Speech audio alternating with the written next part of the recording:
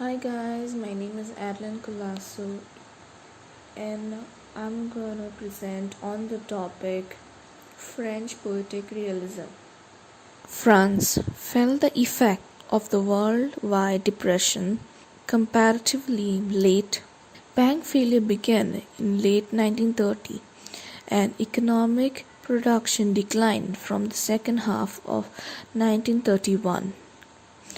The film industry was hit hard by the depression, and its already unstable production sector became even more fragmented.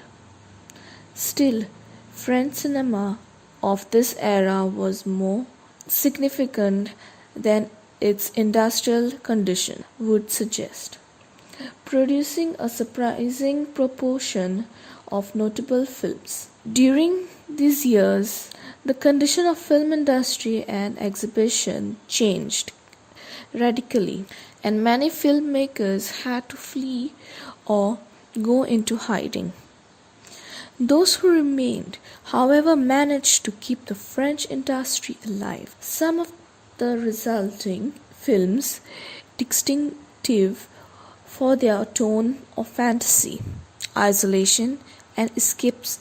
Although World War II altered many countries, that can be few places where the break between the pre-war 1930s and the early wartime 1940s was as dramatic as in France. In 1935, for the first time since World War I, French films made up over half of the domestic market. Moreover, film attendance, which had dropped early in the Depression, began to rise and the theatre income increased. The decentralized structure of the French film production helps explain why so many enduring films were made during this decade. So now, I'm going to talk about the Poetic Realism. The French Poetic Realism. Many of the best remembered French films of the 1930s belong to a tendency that has been termed Poetic Realism. This was not a unified movement like French Impressionism or Soviet montage. It was rather a general tendency. Poetic realism film often center a character living on the margin of society, either as unemployed members of the working class or as criminals. After a life of disappointment, the shabby figures find a last chance at intense, idle love. After a brief period, they are disappointed again, and the films end with the disillusionment of deaths of the central character. The overall tone is one of nostalgia and bitterness.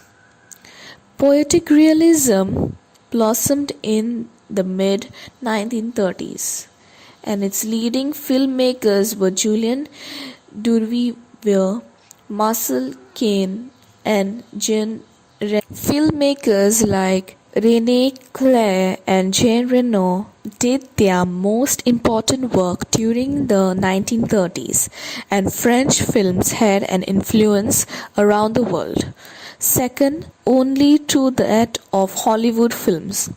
A weak studio system offered filmmakers flexibility and freedom at that time. So now I'm going to talk about the filmmakers during that time.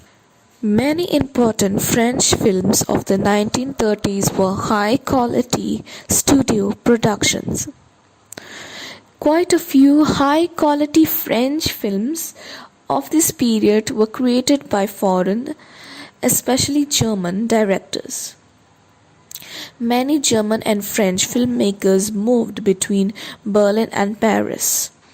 And even after most multilingual production had been abandoned in favor of dubbing or subtitles, many French films were still reshot in German version and vice versa. While many prestigious productions relied on polished technique, romantic stories, and stars, several films stressed everyday realism. So the filmmakers I'm going to talk in detail are Julien Duvivier, Jean Reno, Marcel Carné. We have these people who did their part even though they were not the French filmmakers. So these people are Frank Carpa, Joseph von Sternberg, Howard Hawke, John Ford, Maya Deren. Julien Duvivier, he was born on 8th of October 1896. That was in French. And he died on the 29th of October 1967 in Paris, France. Julien Duvivier's main contribution to the trend of P.P. Le Mocco in 1936. So this film, it's a film that typifies poetic realism. PP is a gangster hiding out in the notorious cashback section of Algiers, where the police dare not arrest him, although he has a mistress already.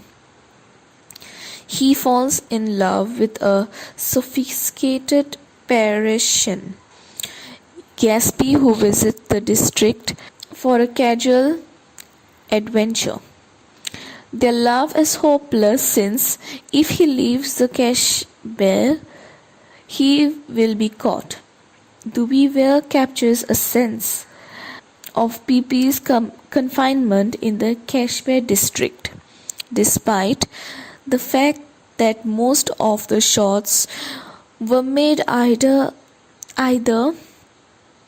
in the studio or in south of France.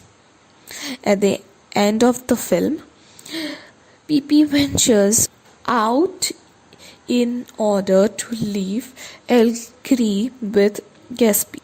He is arrested at the dock and asks permission to watch her ship depart. As it pulls out to sea, he kills himself. Fatalistic ending is typical a poetic realism film.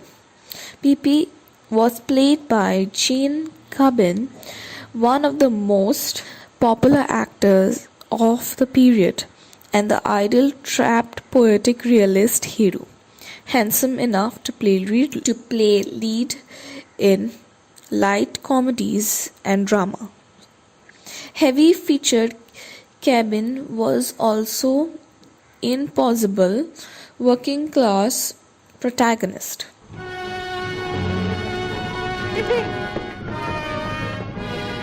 Mais qu'est-ce qu'il y a?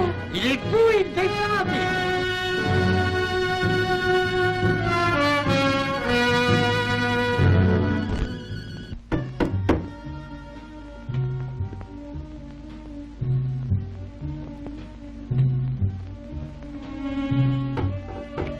Que faut dire pour être heureux dans la vie? Une poulette jolie qui vous prend dans les bras. Il y a du nouveau. Oui, l'amour, ça vous fait faire tout en rose. C'est vraiment la seule chose dont on ne se lance pas. Voilà.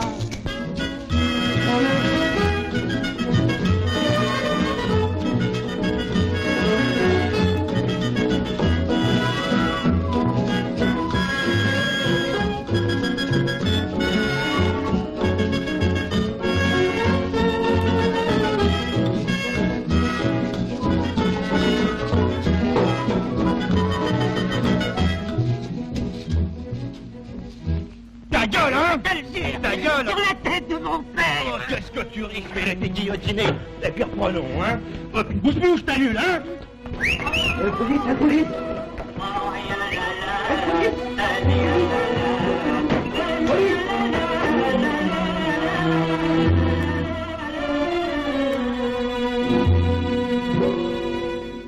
Il y a des pendules qui marquent 2 heures, qui en sonnent 4 Il est midi moins le quart.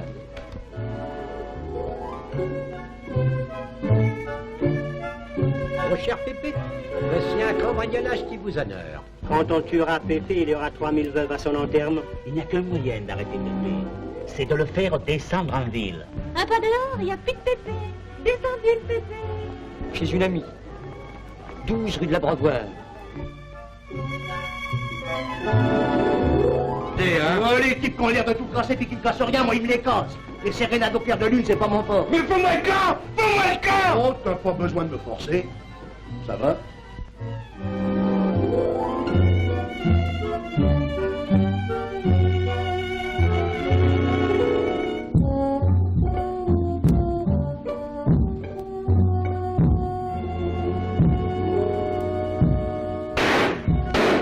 Perdez votre temps, mon cher, ce sont des gens avec qui on ne peut pas discuter. Tu portes ta carte d'inspecteur sur la figure.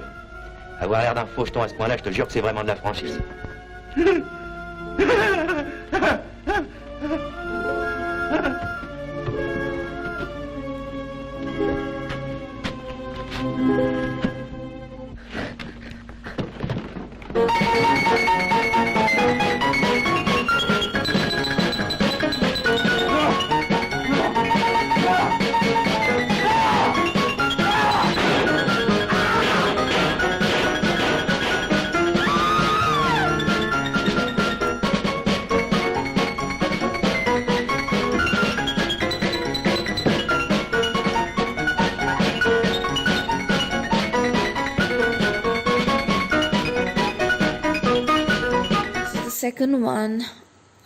Second filmmaker I'm going to talk about is Jean Reno. So Jean Reno, he was born on the 15th of September 1894 in France, in Paris, from France. And then he died on the 12th of February 1979, Beverly Hills. He was one of them. Although his filmmaking career stretched from the 1920s to the 1960s, his output during this one decade was a remarkable case of concentrated creativity. He made a wide variety of films, some in the Poetic Realist strain. His first sound film on Pug Bay, that means Baby's last shot in 1931, was a film that Reno made in order to get backing from other projects. His next film was completely different and can be seen as another type of poetic realism. Les Chênes, The Beach, which is known as The Beach, 1931. Which concerns a mild accountant and immature painter who is unhappily married.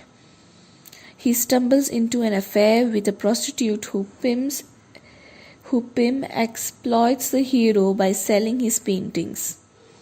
The hero ends up murdering the prostitute and escaping to become a cheerful pen handler.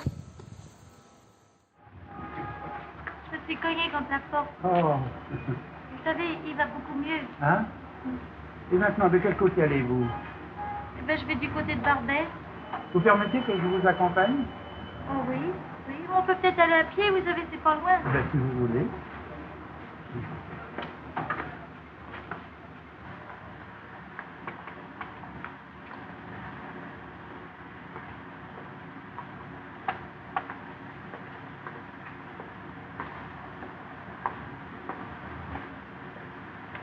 Vous savez qu'il est bien élevé, hein. Quand il est vu, il est bien gentil.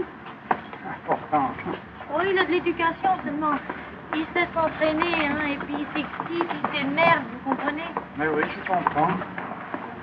Même qu'hier, il m'a dit que s'il avait des sous, eh ben, il commençait par bien me nipper, et puis que je serais pas plus mal qu'une autre. Vous êtes très bien comme ça. Oh, et puis il a du talent, hein. Si vous le voyez, il imite Maurice Chevalier, il est épatant. Seulement, il n'a pas de relation, hein, alors faut que je l'aide. Vous l'aidez? Oui, on est ensemble depuis 3 ans. Alors c'est comme si on était mariés, pas? Ah oui.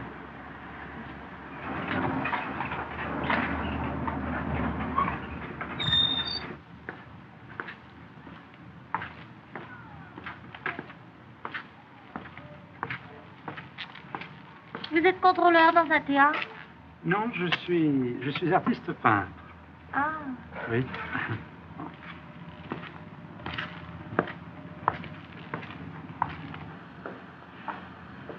Ah, ben, me vient du côté de chez moi. Je vous accompagne jusqu'à votre emploi. Ah non, non, faut mieux que vous me laissiez ici. Parce que vous comprenez, hein, j'habite dans ma famille, alors que dans le quartier, on va revenir avec un monsieur. Ah ça... oui. Voilà. Est-ce que je vous reverrai? Eh ben, je vous écrirai. Oh oui. Eh ben, où ça? Poste restant. Maurice Legrand avec un D. Je suis marié, alors vous comprenez. Oui, ben, je veux bien vous écrire, mais à quel bureau? Quel bureau? Bureau de la place Matimille. Ah oui. Eh ben, au revoir. Voilà. Au revoir. Au revoir, monsieur Legrand. Au revoir. Chérie.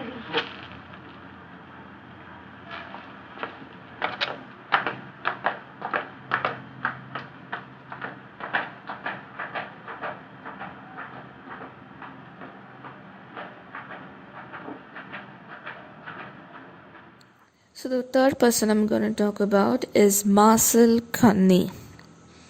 So he was born on the 18th of August 1906.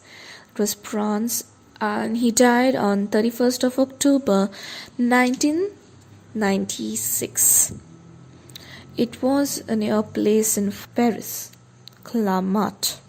He was a motion picture director, noted for the poetic realism of his pessimistic dramas.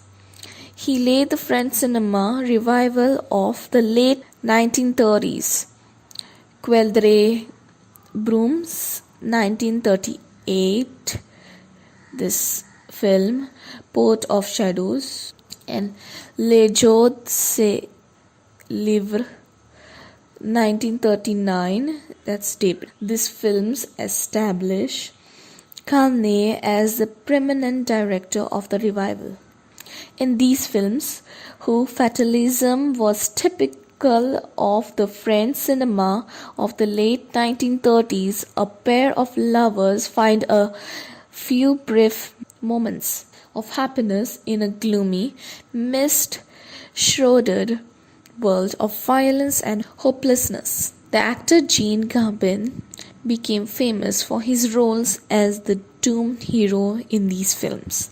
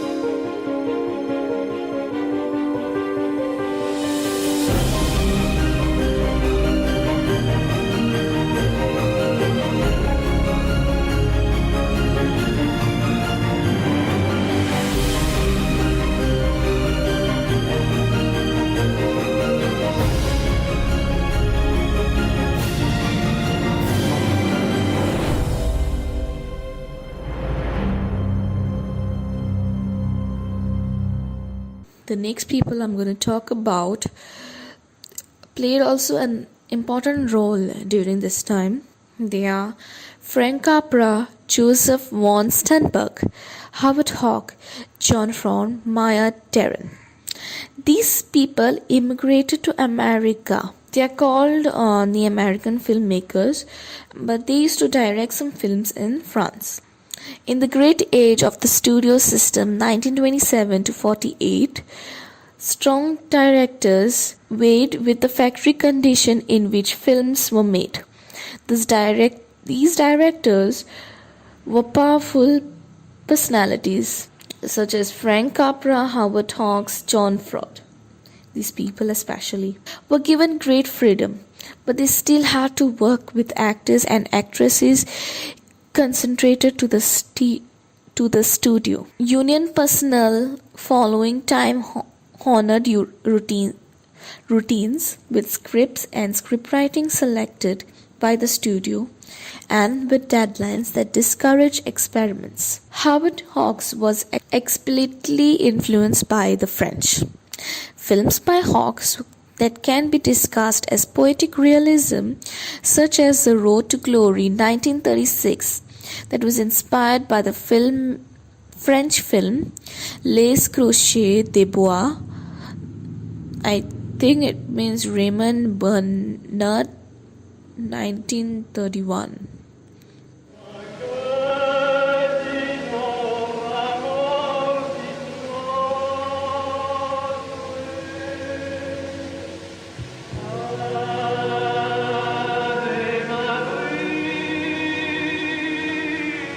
Nous acceptons tout. Les relèves sous la pluie, les nuits sans sommeil, les jours sont peints, mais laissez-nous vivre. Rien que cela, vivre.